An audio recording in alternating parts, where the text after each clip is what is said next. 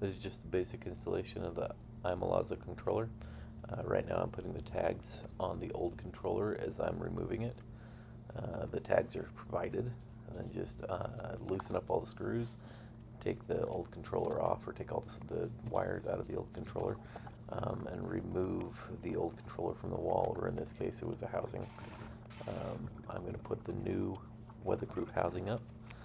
Just have to set it up so that it's wired directly, because this one is wired up with conduit, so that it's much more watertight.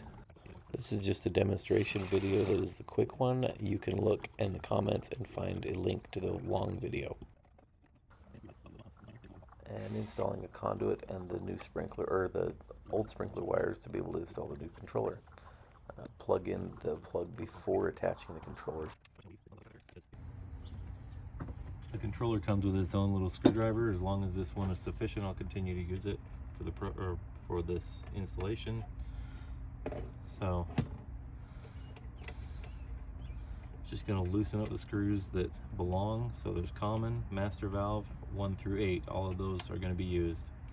The power and the additional common as well. The power doesn't have to be loosened up because it is just a plug.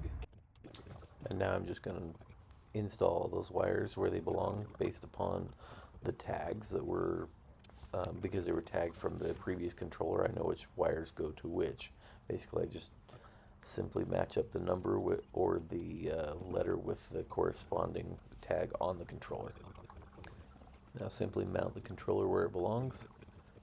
Not too difficult, just line up the screws, put it in place. I had to use a screw gun because the housing was a little bit out of square.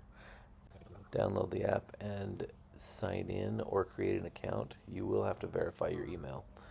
Then set up the controller to the app, or you basically attach it just by following the instructions. It's very simple. Now you have to sign into your network for the app to have access to the controller, and then set up your weather data. Weather data gives the controller access to ET. Then set up the zones, run a test for each zone.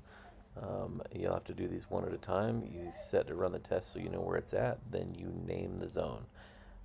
After seeing it run, you'll be able to know which one goes to which. You name that specific zone, and you can take a photo to be able to help you know which one you're looking at. You can also crop the photo. Just a simple crop feature. There's not much to it. You can't really do a whole lot with it. Set your type of plant that's on the zone and the type of sprinkler that's on the zone. Then set the soil and the amount of sun or shade. Since the controller is new, it will have to update. Then you need to go in and you need to set a program to be able to run. At first you set up the zones, that just gives run times. Now you got to set up a program. So you go into the basically where it says at the bottom of it that you have to set up programs, and then I would select the ET setting so that it runs minutes based upon what your parameters were set in the zones.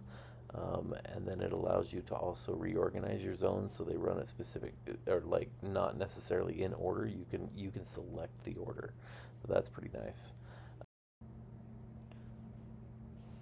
Now here I am setting up the cycle and soak. You can choose to use cycle and soak.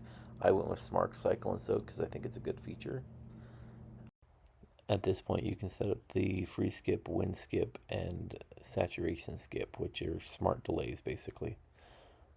And then select the days of the week that you're going to run, or there are several different ways that you can select it, but it's all pretty intuitive. Then your start time and start time or end time. It gives you an option to be able to make it a smart start or smart end, so that you can do it with sunrise or sunset. And then try not to make the same mistake that I did at this point. I set it at 11:30 a.m. instead of 11:30 p.m. Pretty common mistake. And then name the program so that you know which program you're working with.